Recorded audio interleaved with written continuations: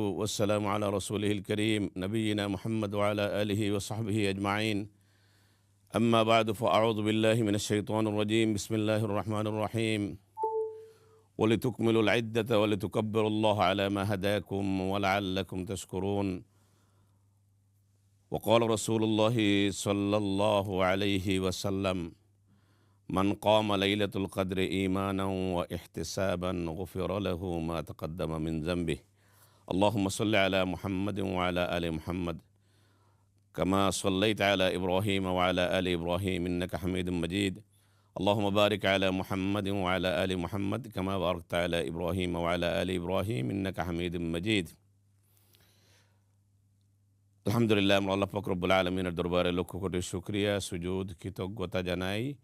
তারই সাথে জনাব মুহাম্মদুর রাসূলুল্লাহ সাল্লাল্লাহু আলাইহি ওয়াসাল্লাম এবং তার পরিবার, তার অনুসারী সহ কিয়ামত পর্যন্ত যত মুমিন মুমিনাত আসবেন সবার প্রতি দুরুদ ও সালাম জানিয়ে এই মুহূর্তে ইসলাম চ্যানেল বাংলা কর্তৃক আয়োজিত পবিত্র রমাদানুল করিমের বিশেষ অনুষ্ঠান মাহে রমাদান যারা উপভোগ করতেছেন অথবা পরবর্তীতে উপভোগ করবেন তাদেরকে ইসলাম চ্যানেল লন্ডন স্টুডিও থেকে আমি শেখ আহমদ হাসান আন্তরিক শুভেচ্ছা, অভিবাদন এবং অগ্রিমভাবে ঈদ উল ফিতরের মোবারকবাদ জানাচ্ছি। তাকাব্বালাল্লাহু মিন্না ওয়া মিনকুম সালিহাল আমাল।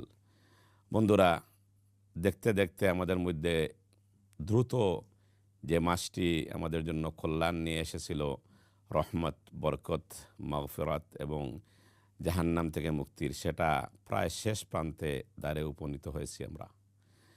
এখন আমাদেরকে হিসাব মিলিয়ে নিতে হবে যে দিন শেষে যেভাবে আমরা ব্যবসা বাণিজ্য দোকানপাট আমরা গুটাইয়া নেই, সারাদিনকার হিসাব নিকাশ করি যে কতটুকু লাভ হইল কতটুকু লস হইল, তো আসল যে ব্যবসা সেই ব্যবসাটা হচ্ছে আখিরাতের ব্যবসা, আল্লাহ পাক রব্বুল আলামিনের সাথে ব্যবসা। কারণ আল্লাহ পাক রব্বুল আলামিন আমাদেরকে পৃথিবীতে পাঠিয়েছেন আখিরাতের জন্য পুঁজি যাতে আমরা সঞ্চয় করতে পারি। সেজন্য আমরা জানি না যে আগামী বছর রমাদান আমরা কে পাবো না, কতজনে পাবো কতজন পাবো না। এখন আমাদেরকে হিসাব মিলিয়ে নিতে হবে। যেভাবে আল্লাহ পাক রব্বুল আলামিন সূরাতুস সফের মধ্যে বলতেছেন, ইয়া আইয়ুহাল্লাযীনা আমানু হাল আদুল্লুকুম আলা তিজারাতিন তুনজিকুম মিন আযাবিন আলীম। ও ঈমানদারেরা, হাল আদুল্লুকুম আলা তিজারাতিন তুনজিকুম মিন আযাবিন আলীম, যে তোমাদের মধ্যে কে আছো আমার সাথে এমন ব্যবসা করবে যে ব্যবসা তোমাদেরকে জাহান্নামের আযাব থেকে তোমাদেরকে পরিত্রাণ দেবে। সুবহানাল্লাহ। তাহলে ব্যবসা, তো আমরা সাধারণত ব্যবসা মনে করি, ব্যবসা বলতে টাকা পয়সার বিনিময়ে, পাউন্ড ডলারের বিনিময়ে যেগুলো আদান প্রদান করা হয় পণ্যের বিনিময়ে, তাকে ব্যবসা বলি। কিন্তু এছাড়াও ব্যবসা রয়েছে। আল্লাহ পাক রব্বুল আলামিনের সাথে বান্দার যে ব্যবসা, এটাও এক ধরনের ব্যবসা বলা যায়। সেই অর্থে ব্যবসা বলা যায়। আল্লাহ পাক রব্বুল আলামিন আরেকটি আয়াতের মধ্যে বলতেছেন, ইন্নাল্লাহা আশতারা মিনাল মুমিনিনা ওয়া আনফুসাহুম ওয়া আমওয়ালাহুম বিআন্না লাহুমুল জান্নাহ, যে নিশ্চয়ই আল্লাহ পাক রব্বুল আলামিন মুমিনদের, ইমানদারদের, মুসলমানদের কে ক্রয় করে নিয়েছেন কিসের বিনিময়ে? যে তাদের প্রাণ, তাদের মাল, দন দৌলত আল্লাহ পাক রব্বুল আলামিন ক্রয় করে নিয়েছেন। ওয়া আম্মালাহুম বিআন্না লাহুমুল জান্নাহ, যে জান্নাত দেবেন আল্লাহ পাক রব্বুল আলামিন, সেজন্য জান্নাতের বিনিময়ে আমাদেরকে আল্লাহ পাক রব্বুল আলামিন ক্রয় করে নিয়েছেন।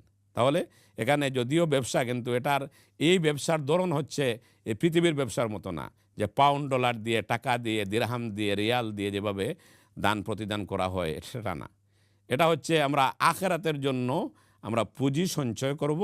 পুঁজি সঞ্চয় করতে হলে আমাদেরকে নেকি অর্জন করতে হবে। নেকি অর্জন করতে হলে আমাদেরকে নিখাত পিওর নেকি আমাদেরকে করতে হবে। যেমন এ পৃথিবীতে কেউ যদি ব্যবসা করে, আপনার কাছে কেউ যদি, আপনার কোনো কোম্পানি থাকে, প্রোডাকশন হাউস থাকে এবং আপনি বিভিন্ন জিনিস পণ্য আপনি আমদানি করেন, তৈরি করেন। যেমন অনেকে বাংলাদেশে আমরা গার্মেন্টসের ব্যবসা করি। লন্ডন থেকে একটা অর্ডার গেল, আমেরিকা থেকে একটা অর্ডার গেল, আমাদের মেইন বায়াররা হচ্ছে, ক্রেতারা হচ্ছে পশ্চিমা বিশ্ব। তো এই যারা যে অর্ডার দিল কাপড়ের, গার্মেন্টসের, এই কাপড়গুলো যদি ফল্টি হয়, যে অর্ডারটা দেওয়া হয়েছে, এই অর্ডার অনুযায়ী যদি কাজ না হয়, আপনি ডেলিভারি না দিতে পারেন পণ্য, তাহলে এটা রিজেক্টেড হয়ে যাবে। রিজেক্টেড হয়ে যাবে, অর্থাৎ যারা অর্ডার করছিল সেটা এটা নেবে না এবং সেটা আপনার জন্য ক্ষতি হইল। কারণ আপনার এই যে শ্রমিকদেরকে বেতন দিলেন, আপনার মাল মেটেরিয়াল এগুলা দিয়ে আপনি বানাইলেন, পুরাটাই ক্ষতিগ্রস্ত হইল। তো এটা উপমার জন্য আমি বলতেছি, আপনি আমি কেমন নেক আমল করব, সেটা জনাব মোহাম্মদ রসুল্লাহ সাল্লাল্লাহু আলাইহি ওয়াসাল্লামের মাধ্যমে আল্লাহ পাক রব্বুল আলামিন দেখিয়ে দিয়েছেন। এবং মুহাম্মদুর রাসূলুল্লাহ সাল্লাল্লাহু আলাইহি ওয়াসাল্লাম প্রিয় নবীকে আমাদের জন্য আদর্শ হিসাবে এ পৃথিবীতে প্রেরণ করেছেন যে লাকাদ কানা লাকুম ফি রাসূলিল্লাহি উসওয়াতুন হাসানাহ। আমাদের জন্ম থেকে নিয়ে মৃত্যু পর্যন্ত আমাদের সমাজের প্রতিটি ধাপে, জীবনের প্রতিটি ধাপে আমরা কেমনে বাল্যকাল আমরা অতিবাহিত করব, কেমনে আমরা আমাদের যৌবনকাল অতিবাহিত করব, কেমনে আমাদের প্রৌঢ়কাল আমরা অতিবাহিত করব, কেমনে আমাদের শেষ জীবন বৃদ্ধকাল আমরা অতিবাহিত করব, জীবনের প্রতিটি ধাপে ধাপে জনাব মুহাম্মদুর রাসূলুল্লাহ সাল্লাল্লাহু আলাইহি সাল্লাম আমাদেরকে দেখিয়ে দিয়ে গেছেন হাতে কলমে করে যে আমরা কিভাবে আমল করব এবং কিভাবে নিখুঁত পিওর আমরা আমল করতে পারি। কারণ আমরা যেটা ইসলামের মধ্যে নাই, শরীয়তের মধ্যে নাই, কোরআনের মধ্যে নাই, হাদিসের মধ্যে নাই, সেটাকে যদি আমরা আমল মনে করে, ভালো কাজ মনে করে করি, তাহলে সেটা হবে বিদা, ইনোভেশন, ইসলামের নামে নতুন কিছু ঢুকানো, ইবাদতের নামে, যেটাকে বলা হচ্ছে পথভ্রষ্টতা। এবং ওয়াকুল্লু বিদআতিন দালালা, আর প্রত্যেক এই যে বেদা যেটা ইনোভেশন সেটা হচ্ছে গুমরাহি, ওয়াকুল্লু দালালাতিন ফিন্নার, এবং প্রত্যেক গুমরাহি পথভ্রষ্ট যারা তারা জাহান্নামে যাবে, তাদের জায়গা হচ্ছে জাহান্নাম। এই জন্য ইবাদতের নামে এমন কিছু ঢোকানো যাবে না, ইচ্ছা মতো করা যাবে না, যেটা করলে পরে আল্লাহর কাছে কবুল হয় না। আমরা জানলাম অনেক কিছু, কিন্তু আমরা এই বর্তমান যুগে আমরা অনেক কিছু জানি, কিন্তু আমরা আমলের অভাব। এখন বর্তমানে যারা আইলিম চর্চা করে, এমনকি সাধারণ মানুষের মধ্যেও গুগলের কারণে, বিভিন্ন ডিভাইসের কারণে, বিভিন্ন প্রযুক্তির কারণে মানুষ অনেক ইসলাম সম্পর্কে আলহামদুলিল্লাহ অনেক জ্ঞান রাখে, কিন্তু ঘাটতিটা হচ্ছে সেই যে আমলের অভাব। আমরা একজনকে যখন অ্যাডভাইস করি, উপদেশ দেই, তখন একেবারে আমরা আলিম হয়ে যাই, মুফতি হয়ে যাই, কিন্তু নিজের বেলা একেবারে ওই যে আসে না একটা কথা যে নিজের বেলা কুরু আর অন্যের বেলা মকরু, অর্থাৎ যখন আমার উপরে যেটা হবে এটা আমি কতটুকু। কিন্তু আল্লাহ কি বলতেছেন যে ওমান আহসানু কাওলাম মিম্মান দাআ ইলাল্লাহ, যে এর চেয়ে উত্তম কথা, এর চেয়ে সুন্দর কথা কি হইতে পারে, মিম্মান দাআ ইলাল্লাহ, যে মানুষকে আল্লাহর দিকে আহ্বান করে, মানুষকে ডাকে। আর শর্ত কি, যারা মানুষকে ডাকবে, সুন্দর কথা কখন হবে, ওয়া আমিলা সালেহা, এবং সে নিজে সে ভালো কাজটি করে। তারপর সে কি ডিক্লেয়ার করে, ওয়া ক্বালা ইন্নানি মিনাল মুসলিমিন, যে আমি নিশ্চয়ই আল্লাহর উপরে বিশ্বাসী, আমি মুমিন। তাহলে আমরা যখন ভালো কাজ করব, এই আয়াত থেকে আমরা শিক্ষা কি পেলাম, যে আমরা যখন ভালো কাজ করব, মানুষকে যে কোনো ভালো কাজের পরামর্শ দেব, তার আগে এই কাজটি আমাকে নিজে বাস্তবায়ন করতে হবে। আমি যদি নিজে আমল করে তারপর এই আমলটা আরেকজনকে বলি, তাহলে ওই আমলটার আসর, অ্যাকশনটা বেশি হবে।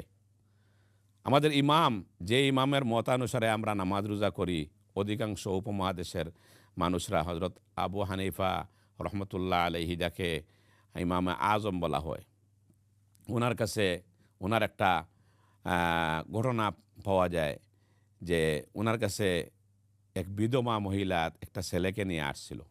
তো বিধবা মহিলা, তার তো অভাব অনটন স্বামী নাই, তার তো অভাব অনটন, এমনিতেই খাবার, দৈনন্দিন জীবনের চলাফেরা, সেটা